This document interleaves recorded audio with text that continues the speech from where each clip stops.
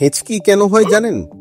আমাদের ফুসফুসের নিচে আছে ডায়াফ্রাম নামের একটা পেশি, যা সংকোচন আর প্রসারণের মাধ্যমে শ্বাস প্রশ্বাসে সাহায্য করে। আর এর ছন্দের সঙ্গে তাল মিলিয়ে চলে কণ্ঠনালীর ভেতরের গ্লটিস মাংসপেশি, যা অক্সিজেন ভেতরে পাঠায়।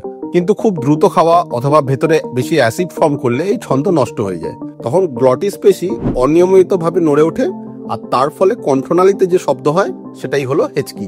আবার ঝাল খেলেও অনেক সময় হেঁচকি হয়, কারণ লঙ্কাতে ক্যাপসাইসিন নামের এক ধরনের পদার্থ থাকে, যা মুখ, গলা আর খাদ্যনালীতে জ্বালাভাব তৈরি করে, যা ডায়াফ্রামকেও প্রভাবিত করে। ফলে শুরু হয় সেই অনিয়মিত ছন্দ আর হেঁচকি।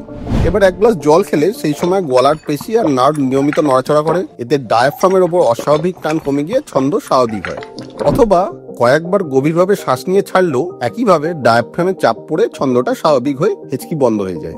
তাই পরের বারে হেঁচকি উঠলে জল না পেলে গভীর শ্বাস নিয়ে ধীরে ধীরে ছেড়ে দেখুন, হেঁচকি ঠিক থেমে যাবে।